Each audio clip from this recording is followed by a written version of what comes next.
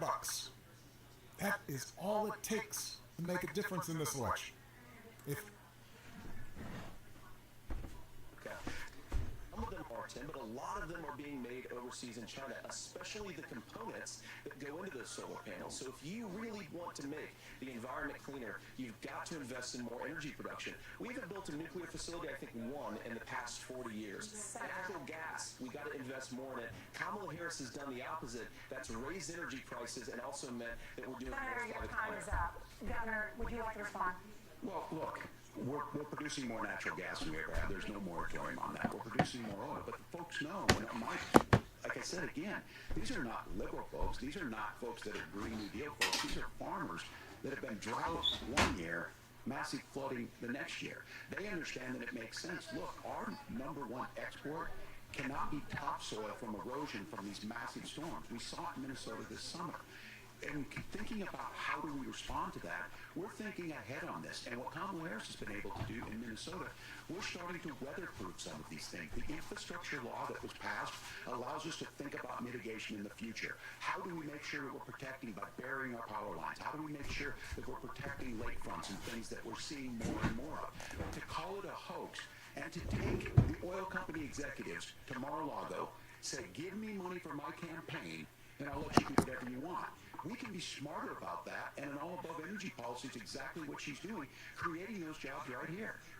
Governor, your time is up. The overwhelming consensus among scientists is that the Earth's climate is warming at an unprecedented rate. Margaret? Thank you, Nora. We're going to turn now to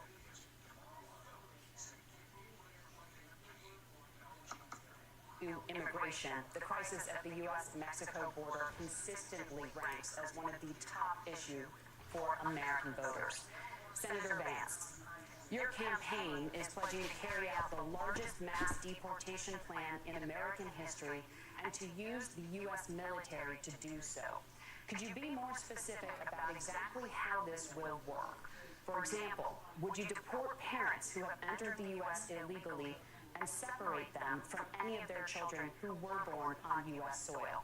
You have 2 minutes. So first of all, Margaret, before we talk about deportations, we have to stop the bleeding. We have a historic immigration crisis because Kamala Harris started and said that she wanted to undo all of Donald Trump's border policies. 94 executive orders, suspending deportations, decriminalizing illegal aliens, massively increasing the asylum fraud that exists in our system. That has opened the floodgates. And what it's meant is that a lot of fentanyl is coming into our country. I had a mother who struggled with opioid addiction and has gotten clean. I don't want people who are struggling with addiction to be deprived of their second chance because Kamala Harris let in fentanyl into our communities at record levels. So you've got to stop the bleeding. You've got to re-implement Donald Trump's border policies, build the wall, re-implement deportations, and that gets me to your point, Margaret, about what do we actually do? So we've got 25 million illegal aliens who are here in the country. What do we do with them? I think the first thing that we do is we start with the criminal migrants. About 1 million of those people have committed some form of crime in addition to crossing the border illegally. I think you start with deportations on those folks. And then I think you make it harder for illegal aliens to undercut the wages of American workers. A lot of people will go home if they can't work for less than minimum wage in our own country. And by the way, that'll be really good for our workers who just want to earn a fair wage for doing a good day's work. And the final point, Margaret, is you asked about family separation. Right now in this country, Margaret, we have 320,000 children that the Department of Homeland Security has effectively lost. Some of them have been sex trafficked. Some of them, hopefully, are homes with their families. Some of them have been used as drug trafficking mules. The real family separation policy in this country is, unfortunately, Kamala Harris's wide-open southern border. And I'd ask my fellow Americans to remember, when she came into office, she said she was going to do this. Real leadership would be saying, you know what, I screwed up. We're going to go back to Donald Trump's border policies. I wish that she would do that. It would be good for all of us. Governor, do you care to respond to any of the specific allegations, including that the Vice President president is, quote, letting in fentanyl and using kids as drug mules, among other things, regarding children. The drug mule's not true, but I will say about the fentanyl, because this is a crisis of this, the opioid crisis, and the good news on this is the last 12 months saw the largest decrease in opioid deaths in our nation's history. 30% decrease in Ohio, but there's still more work to do. But let's go back to this on immigration. Kamala Harris was the Attorney General of the largest state, a border state in California. She's the only person in this race who prosecuted transnational gangs for human trafficking and drug interventions. But look, we all want to solve this. Most of us want to solve this, and that is the United States Congress. That's the Border Patrol agents. That's the Chamber of Commerce. That's most Americans out here. That's why we had the fairest and the toughest bill on immigration that this nation's seen. It was crafted by conservative senator from Oklahoma, James Lankford. I know him. He's super conservative, but he's a man of principle, wants to get it done. Democrats and Republicans worked on this piece of legislation. The Border Patrol said, this is what we need in here. These are the experts. And the Chamber of Commerce and the Wall Street Journal said, pass this thing. Kamala Harris helped get there. 1,500 new border agents. Detection for drugs. DOJ money to speed up the adjudications on this, just what America wants.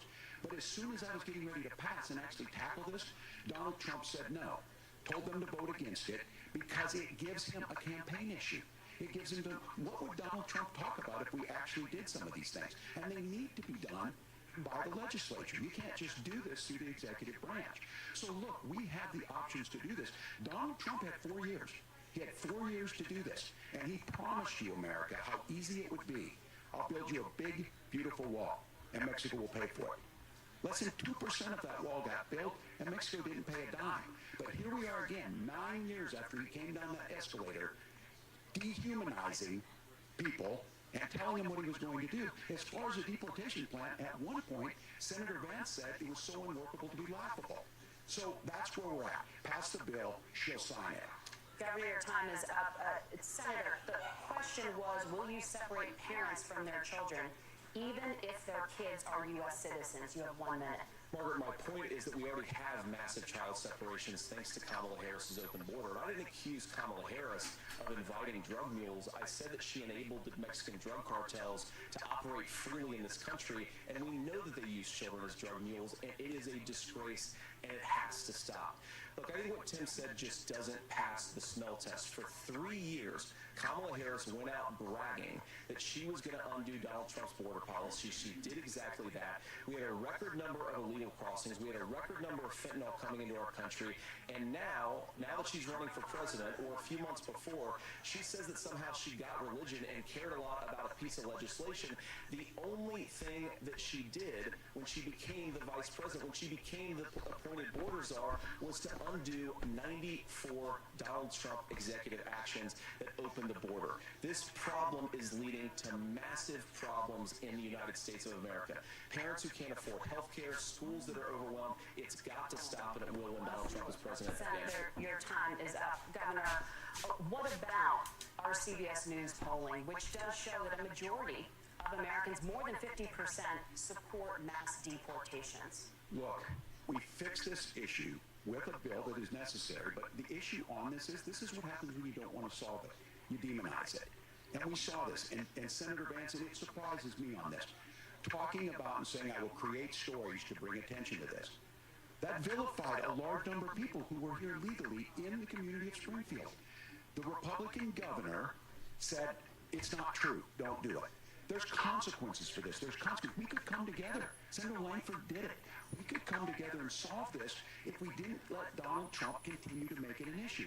And the consequences in Springfield were the governor had to send state law enforcement to escort kindergartners to school. I believe Senator Vance wants to solve this, but by standing with Donald Trump and not working together to find a solution, it becomes a talking point. And when it becomes a talking point like this, we dehumanize and villainize other human beings. Tim, Governor, your time is up. Senator, I'll give you 1 minute, but let me just ask you the question first. The governor has made the point, and I think as a sitting lawmaker, you know that Congress controls the purse strings and any funding.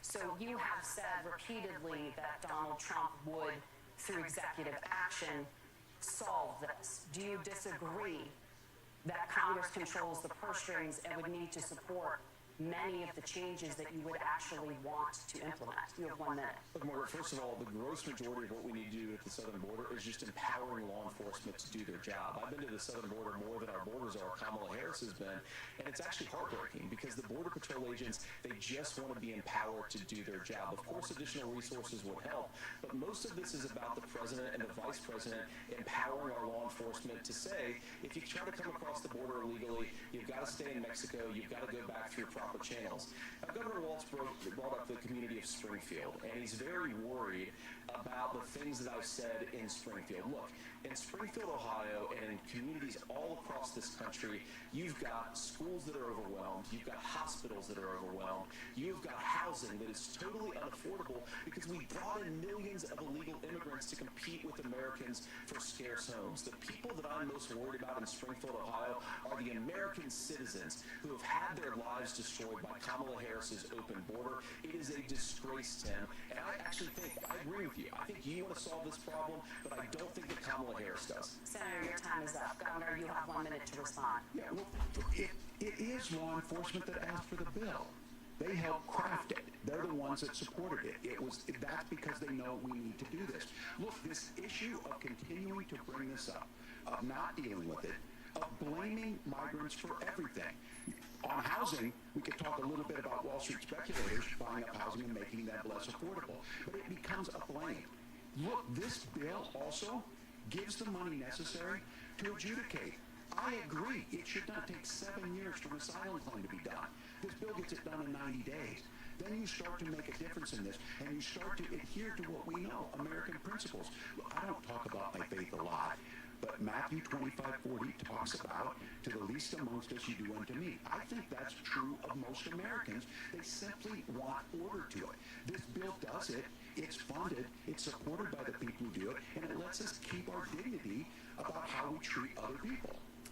Thank you, Governor. And just to clarify for our viewers, Springfield, Ohio does have a large number of Haitian migrants who have legal status, temporary protected status. Thank you, Senator. We have so much to get to. I think it's important because the rules were that you guys were going to fact check, and since you're fact checking me, I think it's important to say what's actually going on. So there's an application called the CBP One app, where you can go on as an illegal migrant, apply for asylum or apply for parole, and be granted legal status at the wave of a Kamala Harris open border law. That is not a person coming in, applying for a green card and waiting for 10 years. That is the facilitation of illegal immigration, Margaret, by Thank you, Senator, for describing the legal process. We have so much to get to, Senator. Those We have laws so have been on much. the books since 1990. Thank you, gentlemen. The We CBP want to One have, app has not been on the books. gentlemen, the audience can't hear you because your mics are cut. We have so much we want to get to. Thank you for explaining the legal process. Nora? Thank you, Margaret. The economy is a top concern for voters. Each of your campaigns has released an economic plan, so let's talk about the specifics. Governor Walz, Vice President Harris unveiled a plan that includes billions in tax credits for manufacturing, housing, and a renewed child tax credit. The Wharton School says your proposals will increase the nation's deficit by $1.2 trillion. How would you pay for that without ballooning the deficit? Governor, I'll give you 2 minutes. Yeah, thank you. And Kamala Harris and I do believe in the middle class because that's where we come from. We both grew up in that. We understand. So those of you out there listening tonight, you're hearing a lot of stuff back and forth, and it's good. It's healthy. That's what this is supposed to happen. You should be listening. How's this going to impact me? The bold forward plan that Kamala Harris put out there is talking about this housing issue. The one thing is there's 3 million new houses proposed under this plan with down payment assistance on the front end to get you a house. A house is much more than just an asset to be traded somewhere. It's foundational to where you're at. And then making sure that the things you buy every day, whether they be prescription drugs or other things, that there's fairness in that. Look, the $35 insulin is a good thing, but it costs $5 to make insulin. They were charging $800 before this law went into effect. As far as the housing goes, I've seen it in Minnesota. 12% more houses in Minneapolis, prices went down on rent 4%. It's working. And then making sure tax cuts go to the middle class. $6,000 child tax credit, we have one in Minnesota, reduces childhood poverty by a third. We save money in the long run, and we do the right thing for families. And then getting businesses off the ground. The law as it stands right now is $5,000 tax credit for small business, increasing that to $50,000. Now, this is a philosophical difference between us. Donald Trump made a promise, and I'll give you this. He kept it. He took folks from Mar-a-Lago, said, you're rich as hell, and give you a tax cut. He gave the tax cuts that predominantly went to the top pass. What happened there was an $8 trillion increase in the national debt, the largest ever. Now he's proposing a 20% consumption or sales tax on everything we bring in. Everyone agrees, including businesses, it would be destabilizing it would increase inflation, and potentially lead to a recession. Look, this is simple for you. Where are we going? Kamala Harris has said to do the things she wants to do, we'll just ask the wealthiest to pay their fair share. When you do that, our system works best, more people are participating in it, and folks have the things that they need.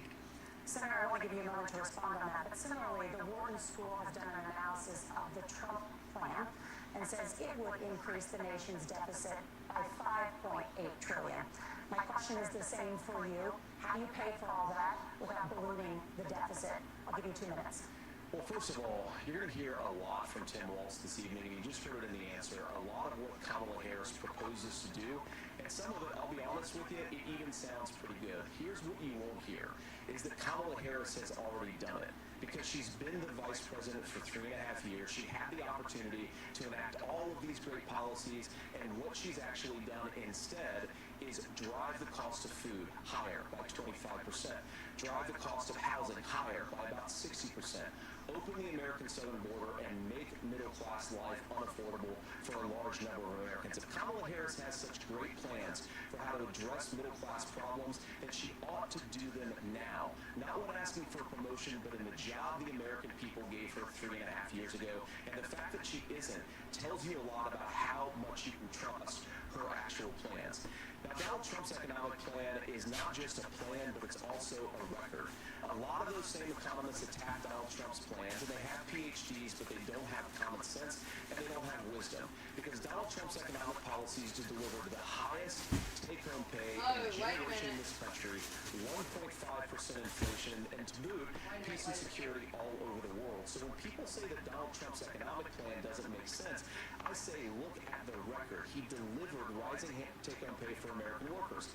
Now, Tim admirably admits that they want to undo the Trump tax cuts. But if you look at what was so different about Donald Trump's tax cuts, even from previous Republican tax cut plans, is that a lot of those resources went to giving more take-home pay to middle-class and working-class Americans. It was passed in 2017, and you saw an American economic boom unlike we've seen in a generation in this country.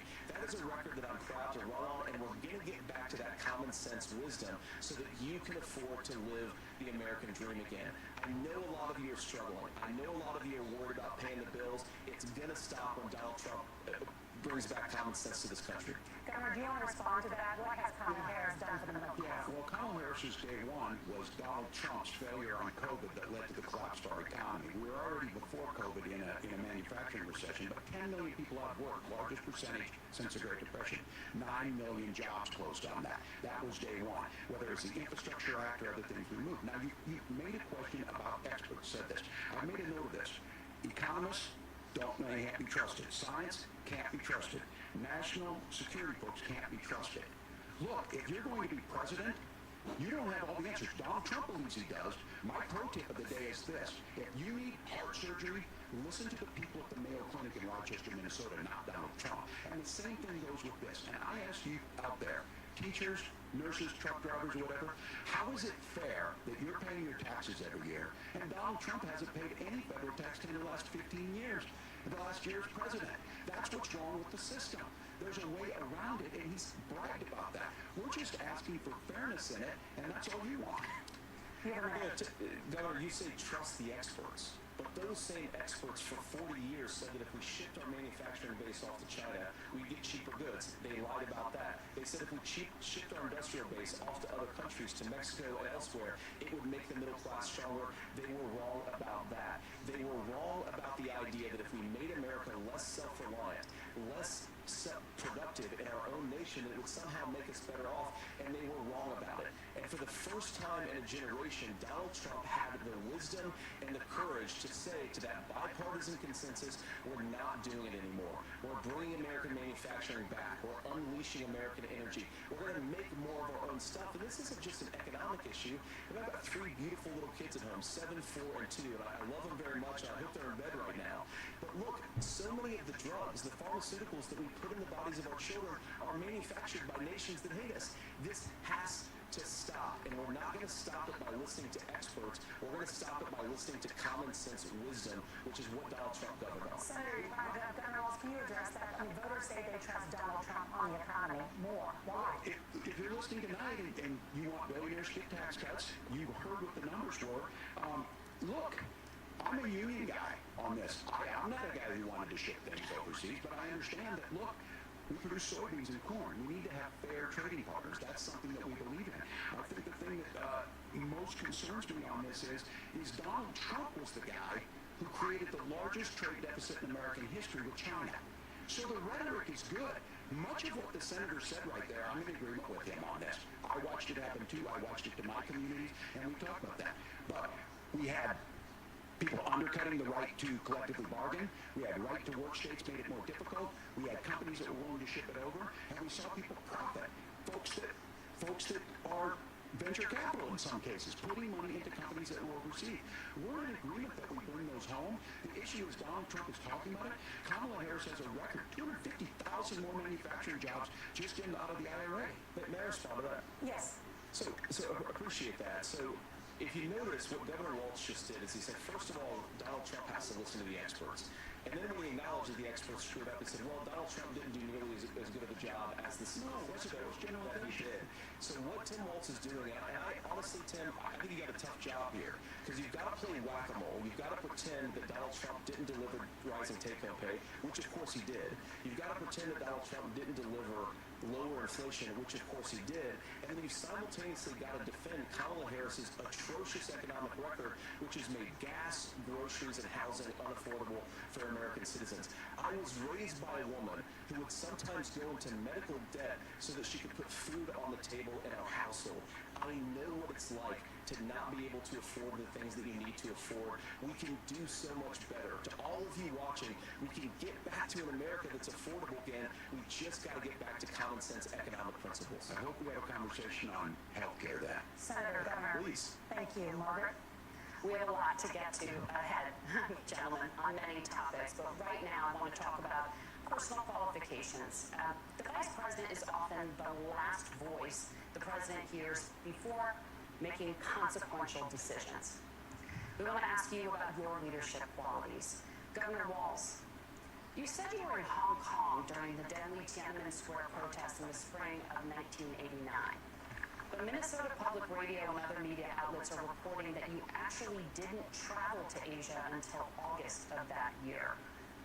Can you explain that discrepancy? Yeah, well, the folks out there didn't get at the top of this. Look, I grew up in small rural Nebraska, town of 400, town that you rode your bike with your buddies till the streetlights come on, and I'm proud of that service. I joined the National Guard at 17, worked on family farms, and then I used the GI Bill to become a teacher, passionate about it, a young teacher. My first year out, I got the opportunity in the summer of '89 to travel to China. 35 years ago, be able to do that. I came back home and then started a program to take young people there. We would take basketball teams, we would take baseball teams, we would take dancers, and we would go back and forth to China. The issue for that was to try and learn. Now look, my community knows who I am. They saw where I was at. Look, I will be the first to tell you, I have poured my heart into my community. I've tried to do the best I can, but I've not been perfect. And I'm a knucklehead at times, but it's always been about that. Those same people elected me to Congress for 12 years. And in Congress, I was one of the most bipartisan people, working on things like farm bills that we got done, working on veterans benefits. And then the people of Minnesota were able to elect me to governor twice. So look, my commitment has been from the beginning to make sure that I'm there for the people, to make sure that I get this right. I will say more than anything, Many times I will talk a lot. I will get caught up in the rhetoric. But being there, the impact it made, the difference it made in my life, I learned a lot about China.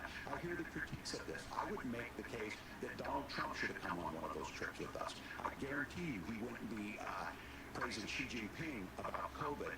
And I guarantee you he wouldn't start a trade war that he ends up losing. So this is about trying to understand the world. It's about trying to do the best you can for your community. And then it's putting yourself out there and letting your folks understand what it is.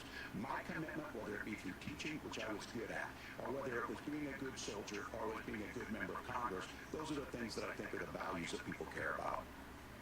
Governor, just to follow up on that, the question was, can you explain the discrepancy? All I said on this was I got there that summer and misspoke on this. So I will just, that's what I said.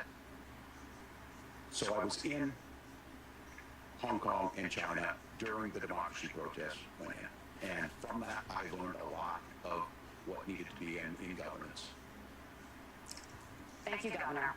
Senator Vance, in 2016, you called your running mate Donald Trump unfit for the nation's highest office, and you said he could be America's Hitler. I know you've been asked many times, and you've said you regret those comments and explained you then voted for Donald Trump in 2020. But the Washington Post reported new messages last week in which you also disparaged Trump's economic record while he was president, writing to someone in 2020, quote, Trump thoroughly failed to deliver his economic populism. You're now his running mate, and you've shifted many of your policy stances to align with his. If you become vice president, why should Americans trust that you will give Donald Trump the advice he needs to hear, and not just the advice he wants to hear? You have 2 minutes. Well, first of all, Margaret, because I've always been open. And sometimes, of course, I've disagreed with the president, but I've also been extremely open about the fact that I was wrong about Donald Trump. I was wrong, first of all, because I believed some of the media stories that turned out to be dishonest fabrications of his record. But most importantly, Donald Trump delivered for the American people. Rising wages, rising take-home pay, an economy that worked for normal Americans, a secure southern border, a lot of things, frankly, that I didn't think he'd be able to deliver on. And yeah, when you screw up, when you misspeak, when you get something wrong and you change your mind, you ought to be honest with the American people about it. It's one of the reasons, Margaret, why I've done so many interviews is because I think it's important to actually explain to the American people where I come down on the issues and what changed. And you pointed out to messages from 2020. Margaret, I've been extremely consistent that I think there are a lot of things that we could have done better in the Trump administration in the first round if Congress was doing its job. I strongly believe, and I've been a United States Senator, that Congress is not just a high-class debating society. It's not just a forum for senators and congressmen to whine about problems. It's a forum to govern. So there were a lot of things on the border, on tariffs, for example, where I think that we could have done so much more if the Republican Congress and the Democrats in Congress had been a little bit better about how they govern the country. They were so obsessed with impeaching Donald Trump, they couldn't actually govern. I want to talk about this tariff issue in particular, Margaret, because Tim just accused this of being a national sales tax. Look, the one thing, and you're probably surprised to hear me praising Joe Biden, but the one thing that Joe Biden did is he continued some of the Trump tariffs that protected American manufacturing jobs. And it's the one issue, the most pro-worker part of the Biden administration, it's the one issue where Kamala Harris has run away from Joe Biden's record. Think about this. If you're trying to employ slave laborers in China at $3 a day, you're going to do that and undercut the wages of American workers unless our country stands up for itself and says you're not accessing our markets unless you're paying middle-class Americans a fair wage. Senator, your time is up. Nora? Thank you. Now the issue of reproductive rights. Governor Walz, after Roe versus Wade was overturned, you signed a bill into law that made Minnesota one of the least restrictive states in the nation when it comes to abortion. Former President Trump said in the last debate that you believe abortion, quote, in the 9th month is absolutely fine. Yes or no? Is that what you support? I'll give you 2 minutes. That's not what the bill says, but look, this issue is what's on everyone's mind. Donald Trump put this all into motion. He brags about how great it was that he put the judges in and overturned Roe versus Wade. 52 years of personal autonomy. And then he tells us, oh, we send it to the states. It's a beautiful thing. Amanda Zaworski would disagree with you on it's a beautiful thing. A young bride in Texas waiting for their child at 18 weeks she has a complication, a tear in the membrane, she needs to go in. The medical care at that point needs to be decided by the doctor. And that would have been an abortion. But in Texas, that would have put them in legal jeopardy. She went home, got sepsis, nearly dies, and now she may have difficulty having children. Or in Kentucky, Hadley Duvall, a 12-year-old child, raped and impregnated by her stepfather. Those are horrific. Now, when we got asked about that, Senator Vance said two wrongs don't make a right. There is no right in this. So in Minnesota, what we did was restore Roe versus Wade. We made sure that we put women in charge of their health care. But look, this is not, if you don't know Amanda or a Hadley, you soon will. Their Project 2025 is going to have a registry of pregnancies. It's going to get more difficult, if not impossible, to get contraception and limit access, if not eliminate access to infertility treatments. For so many of you out there listening, me included, infertility treatments are why I have a child. That's nobody else's business, but those things are being proposed. And the catch-all on this is, well, the states will decide what's right for Texas might not be right for Washington. That's not how this works. This is basic human right. We have seen maternal mortality skyrocket in Texas, outpacing many other countries in the world. This is about healthcare. In Minnesota, we are ranked first in healthcare for a reason. We trust women, we trust doctors. Senator, do you want to respond to the governor's claim? Will you create a federal pregnancy monitoring agency?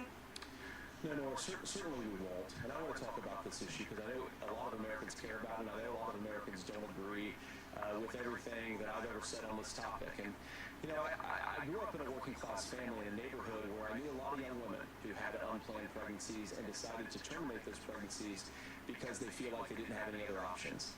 And, you know, one of them is actually very dear to me. And I know she's watching tonight, and I love you. And she told me something a couple years ago that she felt like if she hadn't had an abortion, that it would have destroyed her life because she was in an abusive relationship. And I think that what I take from that as a Republican who proudly wants to protect innocent life in this country, who proudly wants to protect the vulnerable, is that my party, we've got to do so much better of a job at earning the American people's trust back on this issue where they frankly just don't trust us. And I think that's one of the things that Donald Trump and I are endeavoring to do. I want us as a Republican Party to be pro-family in the fullest sense of the word. I want us to support fertility treatments. I want us to make it easier for moms to afford to have babies. I want it to make it easier for young families to afford a home so they can afford a place to raise that family. And I think there's so much that we can do on the public policy front just to give women more options.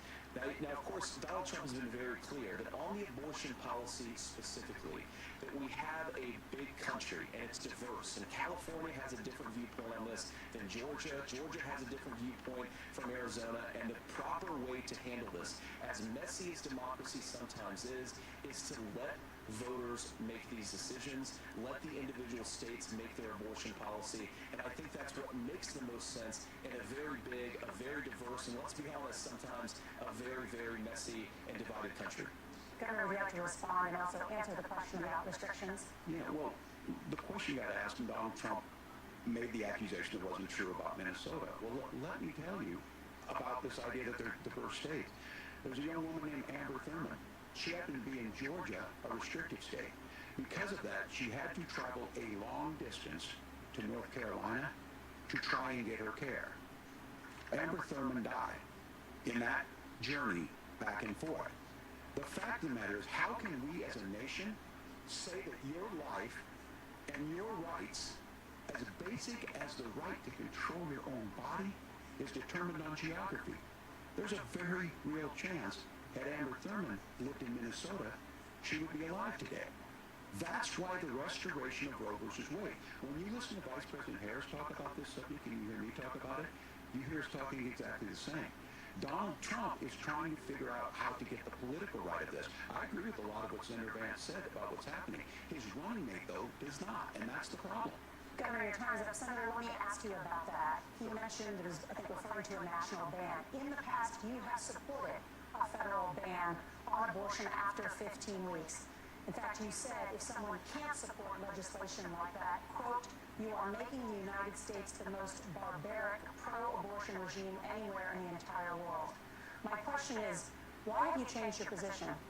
Well, Nora, first of all, I never supported a national ban. I did during when I was running for Senate in 2022 talk about setting some minimum national standard. For example, we have a partial birth abortion ban in place in this country at the federal level. I don't think anybody's trying to get rid of that, or at least I hope not. Though I know that Democrats have taken a very radical pro-abortion stance. But Nora, one of the things that changed is in the state of Ohio, we had a referendum in 2023, and the people of Ohio voted overwhelmingly, by the way, against my position.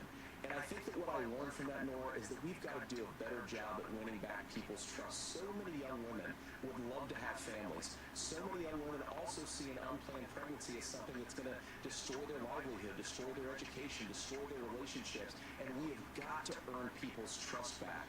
And that's why Donald Trump and I are committed to pursuing pro-family policies, making child care more accessible, making fertility treatments more accessible, because we've got to do a better job at that, and that's what real leadership is. Governor, your response. I'm going to respond on the pro-abortion piece of that. No, we're not. We're pro-women. We're pro-freedom to make your own choice. We know what the implications are to not be that. Women having miscarriages, women not getting the care, physicians feeling like they may be prosecuted for providing that care. And as far as making sure that we're educating our children and giving them options, Minnesota's a state with one of the lowest teen pregnancy rates. We understand that too. We know that the options need to be available, and we make that true. We also make it, we're a top 3 state for the best place to raise children. But these two things to try and say that we're pro-children, but we don't like this, or you guys are pro-abortion, that's not the case at all. We are pro-freedoms for women to make their choices, and we're going, and Kamala Harris is making the case, to make options for children more affordable, a $6,000 child tax credit, but we're not going to base that on the backs of making someone like Amber Thurman drive 600 miles to try and get health care. Senator? Let me respond to that. First of all, Governor, I agree with you. Amber Thurman should still be alive, and there are a lot of people who should still be alive, and I certainly wish that she was.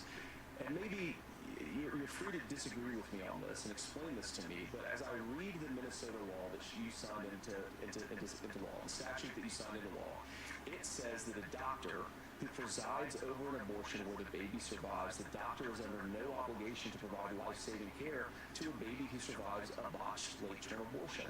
That is, I think, whether you're pro-choice or pro-abortion, that is fundamentally barbaric. And that's why I use that word, Nora, is because some of what we've seen, do you want to force Catholic hospitals to perform abortions against their will? Because Kamala Harris has supported suing Catholic nuns to violate their freedom of conscience. We can be a big and diverse country where we respect people's freedom of conscience and make the country more pro-baby and pro-family. But please.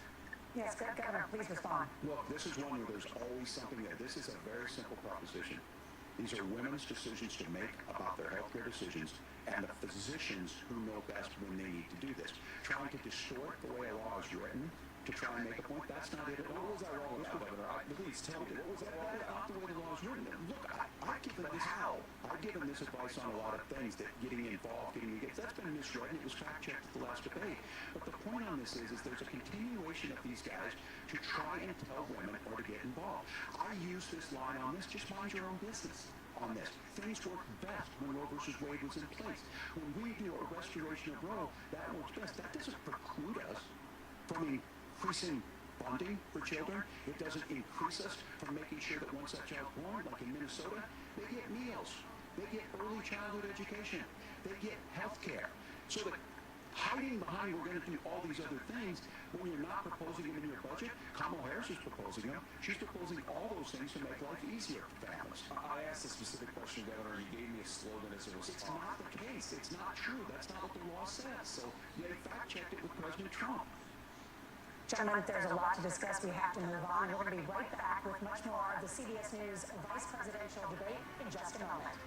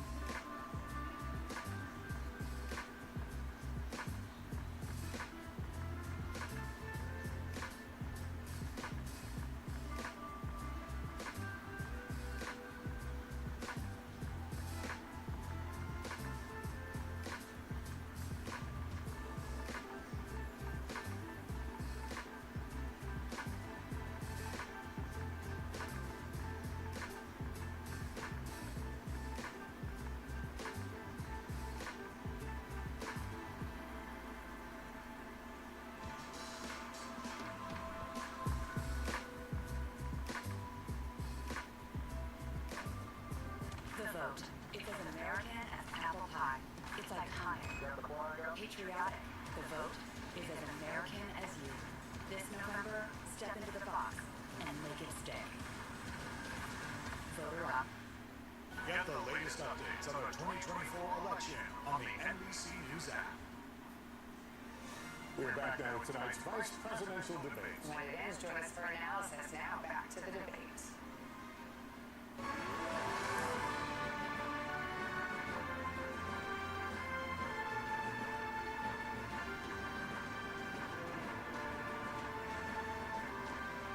Welcome back to the CBS News Vice Presidential Debate. We want to turn now to America's gun violence epidemic. The leading cause of death for children and teens in America is by firearms. Senator Vance, you oppose most gun legislation that Democrats claim would curb gun violence. You oppose red flag gun laws and legislation to ban certain semi-automatic rifles, including AR-15s. So let me ask you, earlier this year, for the first time, the parents of a school shooter were convicted of involuntary manslaughter and sentenced to 10 years in prison. Do you think holding parents responsible could curb mass shootings? I'll give you 2 minutes.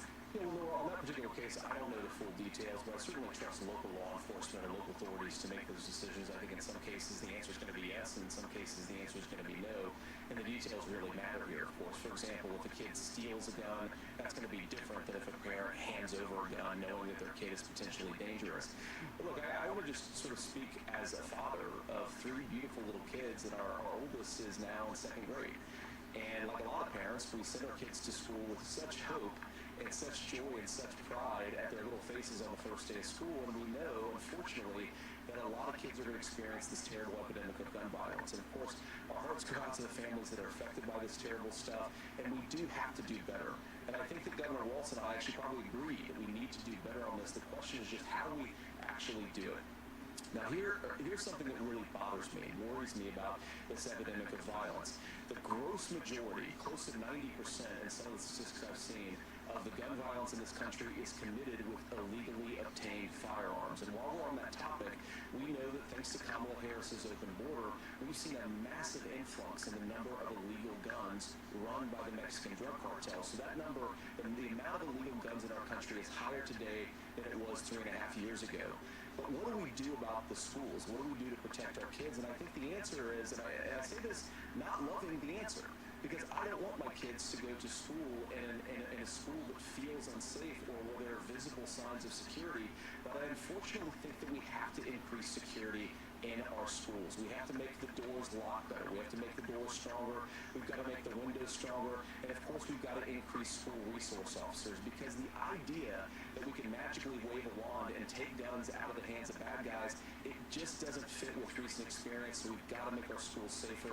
And I think we've got to have some common sense bipartisan solutions for how to do that. Governor, you have 2 minutes. Well, I think all the parents watching tonight, this is your biggest nightmare. Look, I got a 17-year-old, and he witnessed a shooting at a community center playing volleyball. Those things don't leave you. As a member of Congress, I sat in my office surrounded by dozens of the Sandy parents, and they were looking at my 7-year-old picture on the wall. Their 7-year-old were dead, and they were asking us to do something. And look, I'm a hunter. I own firearms. The vice president is. We understand that the Second Amendment is there, but our first responsibility is to our kids to figure this out. In Minnesota, we've enacted enhanced red flag laws, enhanced background check, and we can start to get data. But here's the problem. If we really want to solve this, we've got folks that won't allow research to be even done on gun violence. And this idea that we should just live with it, here's what I do think, that this is a good start to the conversation. I 100% believe that Senator Vance hates it when these kids, it's abhorrent and it breaks your heart. I agree with that. But that's not far enough when we know there are things that work. I've spent time in Finland and seen some Finnish schools. They don't have this happen, even though they have a high gun ownership rate in the country. There are reasonable things that we can do to make a difference. It's not infringing on your Second Amendment. And the idea to have some of these weapons out there, it just doesn't make any sense. Kamala Harris, as an attorney general, worked on this issue. She knows that it's there. No one's trying to scaremonger and say we're taking your guns, but I ask all of you out there, Do you want your schools hardened to look like a fort? Is that what we have to go? When we know there's countries around the world that their children aren't practicing these types of drills. They're being kids. We owe it to them to get a fix. These are things that shouldn't be that difficult. You can still keep your firearms, and we can make a difference. We have to. If you're listening tonight, this breaks your heart. Senator? Tim, first of all, I didn't know that your 17-year-old witnessed a shooting. I'm sorry about that, and I hope that you're okay. Christ have mercy. It is awful. And I appreciate what Tim said, actually, about Finland, because I do think it illustrates some of the frankly, weird differences between our own country's gun violence problem and Finland is, okay, first of all, we have way higher rates of mental health abuse, or mental health substance abuse. We have way higher rates of depression, way higher rates of anxiety. We unfortunately have a mental health crisis in this country that I really do think that we need to get to the root causes of, because I don't think it's the whole reason why we have such a bad gun violence problem, but I do think it's a big piece of it. Another driver of the gun violence epidemic, especially that affecting our kids, it doesn't earn as many headlines, but is the terrible gun violence problem in a lot of our big cities. And this is why we have to empower law enforcement to arrest the bad guys, put them away, and take gun offenders off the streets. I think there's a whole host of things that we can do here, but I do think at our schools we've got to talk about more security. Senator, thank you. Governor, you previously opposed an assault weapons ban, but only later in your political career did you change your position. Why? Yeah, I sat in that office with those San Diego parents. I've become friends with school shooters. I've seen it. Look, the NRA, I was an NRA guy for a long time. They used to teach gun safety. I'm of an age where my shotgun was in my car so I could pheasant hunt after football practice. That's not where we live today. And several things I want to mention on this is, talking about cities and where it's at, the number one where the most firearm deaths happen in Minnesota are rural suicides. And we have an epidemic of children getting guns and shooting themselves. And so we have, and we should look at all of the issues. Making sure folks have health care and all that, but I want to be very careful. This idea of stigmatizing mental health, just because you have a mental health issue doesn't mean you're violent. And I think what we end up doing is we start looking for a scapegoat.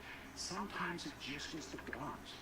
It's just the guns, and there are things that you can do about it. But I do think that this is one, and I think it's a healthy conversation. I think there's a capacity to find solutions on this that work, protect Second Amendment, protect our children. That's our priority. Gentlemen, thank you. Margaret? Thank you, Nora.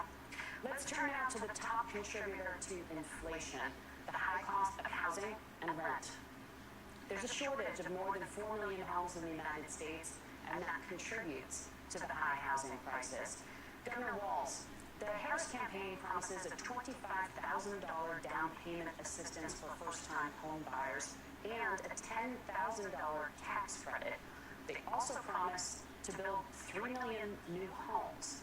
Where are you building these homes, and won't handing out that kind of money just drive up prices higher? No, it's not handing out. First, let me say this. This issue of housing, and I think those of you listening on this, the problem we've had is that we've got a lot of folks that see housing as another commodity. It can be bought up, it can be shifted, it can be moved around. Those are not folks living in those houses. Those of you listening tonight, that house is a big deal. I bought and owned one house in my life. My mom still lives in the house where I was. And when I think of a house, I'm thinking of Christmas services after midnight mass where you go with your family. We need to make it more affordable. And one of the things, as I said, this program that the Vice President is pushing forward and bringing a new way of approaching this is something we're doing in Minnesota from that lead. We in the state invested in making sure our housing was the biggest investment that we'd ever made in housing. It starts to make it easier. We cut some of the red tape. Local folks, look, we can't do it at the federal level, but local folks make it easier to build those homes. And then that down payment assistance. I can tell all of you out there, one of the, certainly for me, using the GI Bill was one thing, but a veteran's home loan, the big thing about a veteran's home loan is you don't have to pay the down payment. Those are things that make it better. Now look, you're going to pay it back, and you're going to pay your mortgage. Those are things that we know in the long run, the appreciated value, the generational wealth that's created from it. And I will give Minneapolis an example. Minneapolis is the one city where we've seen the lowest inflation rates. We've seen a 12% increase in stock because we've put some of these things in, and we're implementing a state program to make sure we get some of that down payment assistance. We get it back from people because here's what we know. People with stable housing end up with stable jobs. People with stable housing have their kids able to get to school. All of those things in the long run end up saving our money. And that's the thing that I think we should be able to find some common ground in, but we can't blame immigrants for the only reason. That's not the case that's happening in many cities. The fact of the matter is that we don't have enough naturally affordable housing, but we can make sure that the government's there to help kickstart it, create that base. Governor, your time is up. Senator Vance, as far as your campaign's position, the promise is to seize federal lands to build homes, remove regulation, provide tax breaks, and cut back on immigration, which you say pushes up prices. Where are you going to build all the new homes you're promising, and what part of any of this plan will provide immediate relief? You have 2 minutes. Well, first of all, Tim just said something that I agree with. We don't want to blame immigrants for higher housing prices, but we do want to blame Kamala Harris for letting in millions of illegal aliens into this country, which does drive up costs, Tim. 25 million illegal aliens competing with Americans for scarce homes is one of the most significant drivers of home prices in the country. It's why we have massive increases in home prices that have happened right alongside massive increases in illegal alien populations under Kamala Harris's leadership. Now, Tim just mentioned a bunch of ideas. Now, some of those ideas I actually think are halfway decent, and some of them I disagree with, but the most important thing here is Kamala Harris is not running as a newcomer to politics. She is the sitting vice president. If she wants to enact all of these policies to make housing more affordable, I invite her to use the office that the American people already gave her, not sit around and campaign and do nothing while Americans find the American dream of homeownership completely unaffordable. Now, you asked, Margaret, what would immediately change the equation for American citizens? If you lower energy prices, as Donald Trump says, drill baby drill, one of the biggest drivers of housing costs aside from illegal immigration is, think about it, if a truck driver is paying 40% more for diesel, then the lumber he's delivering to the job site to build a house is also going to become a lot more expensive. If we open up American energy, you will get immediate pricing relief for American citizens, not, by the way, just in housing, but in a whole host of other economic goods too. Senator Vance, you still have 23 seconds there. Do you want to answer where Governor, we'll get to you in a moment, but Senator, where are you going to seize the federal lands? Can you clarify? Well, what Donald Trump has said is we have a lot of federal lands that aren't being used for anything, that aren't being used for national parks, they're not being used, and there could be places where we build a lot of housing. And I do think that we should be opening up building in this country. We have a lot of land that could be used. We have a lot of Americans that need homes. We should be kicking out illegal immigrants who are competing for those homes, and we should be building more homes for the American citizens who deserve to be here. Senator, your time is up. Governor, I do want to let you respond to the allegation that the Vice President is letting in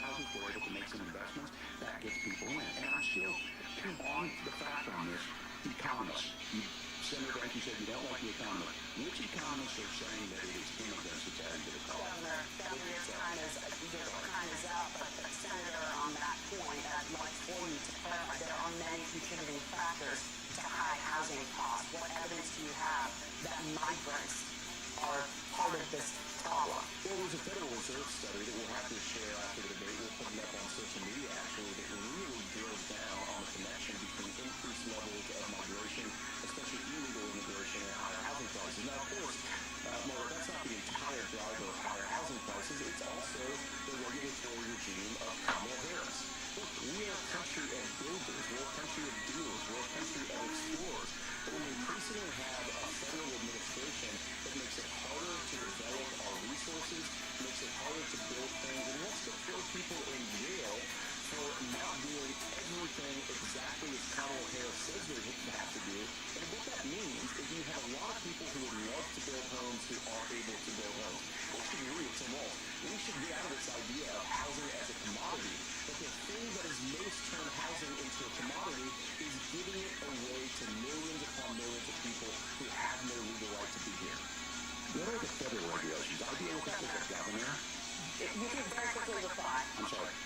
I get this as a governor, and I don't necessarily disagree with that. But in some cases, many of those are local, many of them are state. I don't know which ones are federal, but I think whenever we talk regulations, people think we can get rid of them. I think you want to be able to get out of your house in a fire. I think you want to make sure that it's fireproof and those types of things. So which are the regulations? Because the vice president's not responsible for those. Congress writes those. Governor, thank you, gentlemen.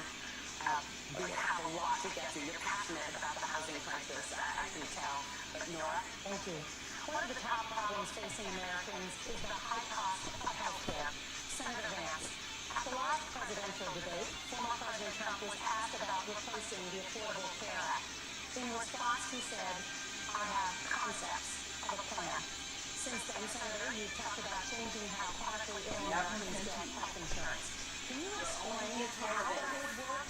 And can you guarantee that Americans with pre-existing conditions won't pay more? I'll give you 2 minutes. Well, of course, we're going to cover Americans with pre-existing conditions. In fact, a lot of my family members have gotten health care. I believe, many of my family actually got private health insurance for the first time, switched off of Medicaid on the private insurance for the first time under Donald Trump's leadership. But I think that, a lot of people have criticized this concept of the plan remark. It's very simple common sense. I think it's Tim Walz's notes from 12 years in Congress. You're not going to propose a 900-page bill standing on a debate stage and boil it down to tears, and it wouldn't actually mean anything because part of this is the give and take of bipartisan negotiation. Now, when Donald Trump was actually president, and again, he has a record to be proud of, prescription drugs fell in 2018 for the first time in a very long time. Under Kamala Harris's leadership, prescription drugs are up about 7%. Under Donald Trump's entire 4 years, they were up about 1.5%. He introduced pricing transparency. You think about healthcare. You go to the hospital, you try to buy something, and nobody knows what it actually costs. Now, price transparency will actually give American consumers a little bit more choice, and will also drive down costs. And we talked about, the reinsurance regulations is what I was talking about. Donald Trump has said that we will allow states to experiment on how to cover both the chronically ill and the non-chronically ill. It's not just a plan. He actually implemented some of these regulations when he was president of the United States. And I think you can make a really good argument that established Obamacare, which was doing disastrously until Donald Trump came along. I think it's really good about President Trump. We still have to agree with everything that President Trump has ever said or ever done. But when Obamacare was crushing under the weight of its regulatory burden and healthcare costs, Donald Trump could have destroyed the program. Instead, he worked in a bipartisan way to ensure that Americans had access to affordable care.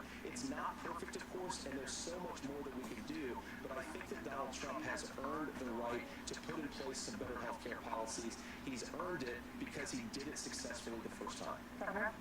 All right, here's where being an old guy gives you some history. I was there at the creation of the ACA. And the reason it was so important is I come from a major healthcare state, home of the Mayo Clinic, home to Medical Alley, 3M, Medtronic, all of those. We understand healthcare. It's why we're ranked first on affordability and accessibility and quality of healthcare. And so what I know is under Kamala Harris, more people are covered than they have before. And those of you listening, this is critical to you. Now, Donald Trump all of a sudden wants you to go back and remember this. He ran on the first thing he was going to do on day one was to repeal Obamacare. On day one, he tried to sign an executive order to repeal the ACA. He signed on to a lawsuit to repeal the ACA, but lost to the Supreme Court. And he would have repealed the ACA had it not been for the courage of John McCain to save that bill. Now, fast forward, what that means to you is you lose your pre-existing conditions. If you're sitting at home and you got asthma, too bad. If you're a woman, probably not. Broke your foot during football, might kick you out. Your kids get kicked out when they're 26. Kamala Harris negotiated drug prices for the first time with Medicare. We have 10 drugs that will come online, the most common ones that will be there. But look, this issue, and when Donald Trump said, I got a concept of a plan, it cracked me up as a fourth grade teacher because my kid would have never given me that. But what Senator Vance just explained might be worse than a concept. Because what he explained is pre-Obamacare. And I'll make this as simple as possible because I have done this for a long time. What they're saying is, if you're healthy, why should you be paying more? So what they're going to do is let insurance companies pick who they insure because guess what happens? You pay your premium, it's not much. They're figuring they're not going to have to pay to you. But those of you who are gray, got cancer, you're going to get kicked out of it. That's why the system didn't work. Kamala Harris will protect and enhance the ACA. Governor, thank you. Senator, you have not yet explained how you protect people with pre-existing conditions. Can you lay out that plan? Well, we currently have laws and regulations in place right now to protect people with pre-existing conditions. We want to keep those regulations in place, but we also want to make the health insurance marketplace function a little bit better. Now, what Governor Walz just said is actually not true. A lot of what happened and the reason that Obamacare was crushing under its own weight is that a lot of young and healthy people were leaving the exchanges. Donald Trump actually helped address that problem, and he did so in a way that preserved people's access to coverage who had pre-existing conditions. But again, something that these guys do is they make a lot of claims about if Donald Trump becomes president, all of these terrible consequences are going to ensue. But in reality, Donald Trump was president, inflation was low, take-home pay was higher, and he saved the very program from a Democratic administration that was collapsing and would have collapsed absent his leadership. He did his job, which is govern in a bipartisan way and gave results, not just complaining about problems, but actually solve them. Governor, did enrollment under the Affordable Care Act go up under the Trump administration? It's higher now than we've seen it go up. Look, people are using it. The system works. And the question about this is young people, remember, that's the individual mandate piece of this. And Republicans fought tooth and nail saying, well, Americans should be free to do this. Well, then we have the individual mandate's a good idea. I think the idea of making sure the risk pool is broad enough to cover it, and that's the only way insurance works. When it doesn't, it collapses. You're asking free ACA where to get people out. Look, people know that they need to be on health care. People expect it to be there. And when we are able to make it, and we are making it this way, when we incentivize people to be in the market, when we help people who might not be able to afford it get there, and we make sure then, when you get sick and old, it's there for you. Because I hear people say, well, I don't want to buy into Medicare, but good luck buying health care once you get past 70. So look, the ACA works. We can continue to do better. Kamala Harris did that. The way she made everything better was negotiating those 10 drugs on Medicare for the first time in American history. Thank you. Margaret? Can I address I apologize. We're out of time. We have a number of subjects to discuss. Margaret? Let's talk about families in America. There is a child care crisis in this country, and the United States is one of the very few developed countries in the world without a national paid leave program for new parents.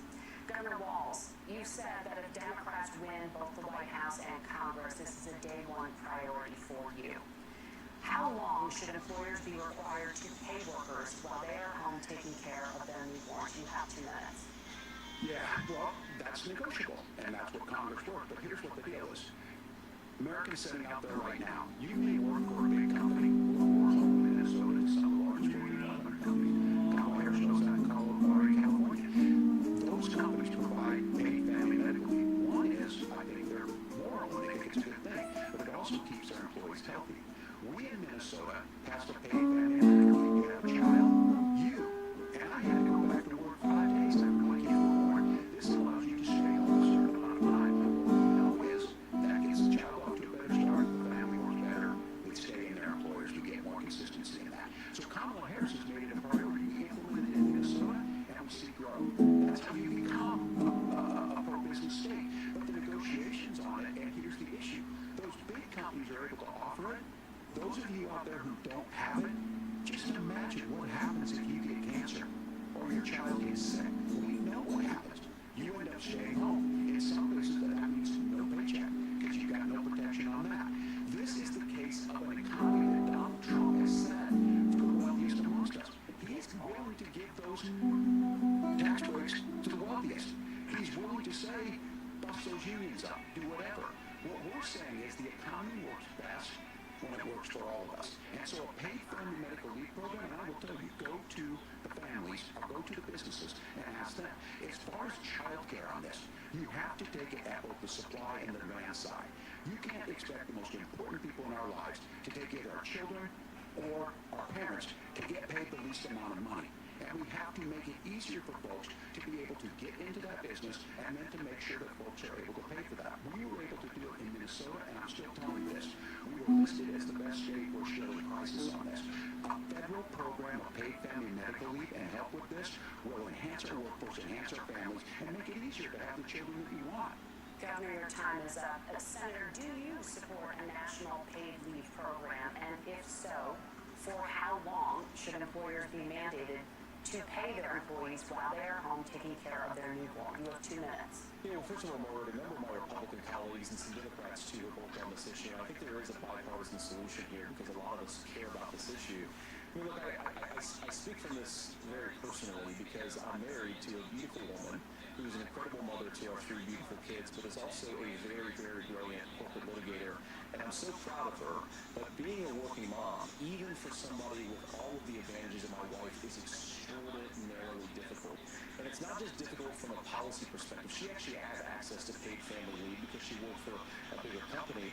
But the cultural pressure on young families and especially young women, I think makes it really hard for people to choose the family model they want. A lot of young women would like to go back to work immediately. Some would like to spend a little time home with the kids. Some would like to spend longer at home with the kids. We should have a family care model that makes choice possible. I think this is a very important substantive difference between Donald Trump and Kamala Harris's approach.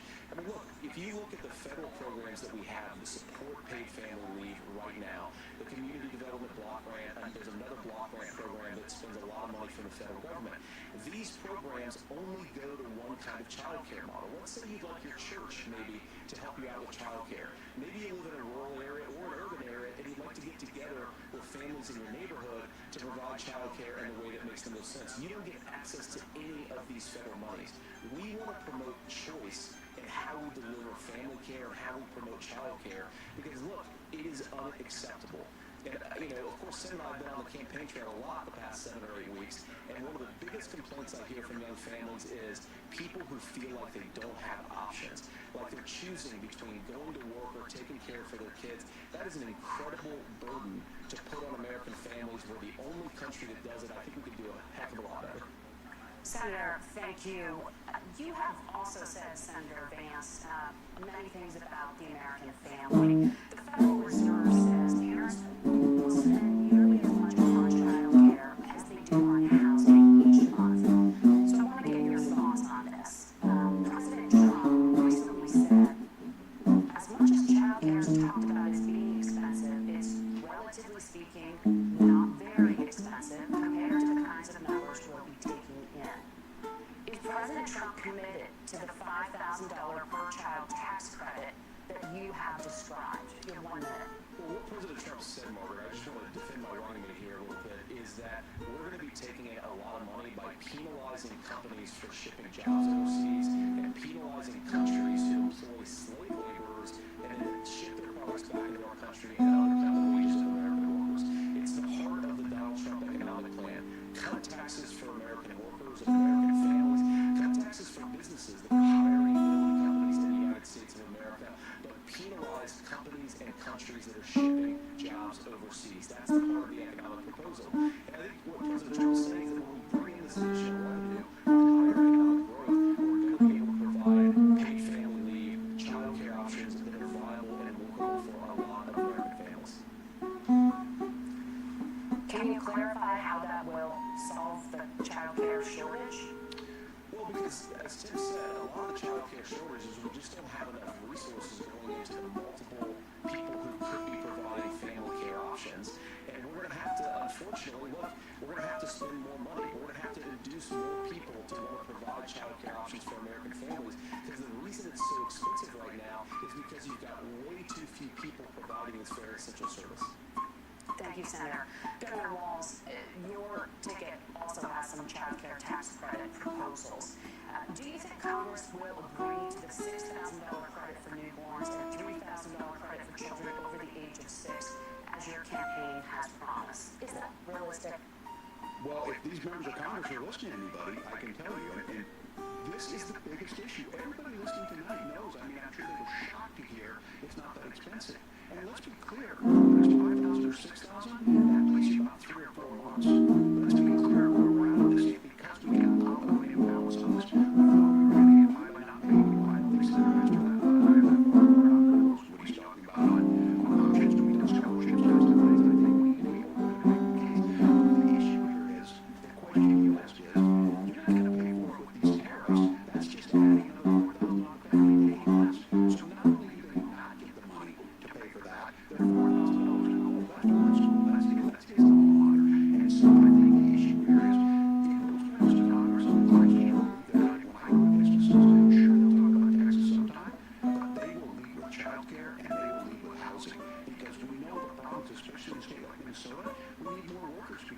economy's growing, but we need the workforce.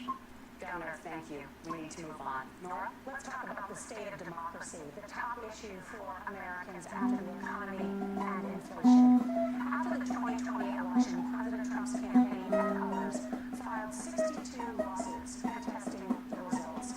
Judges, including those appointed by President Trump and other Republican presidents, looked at the evidence and said there was no widespread fraud.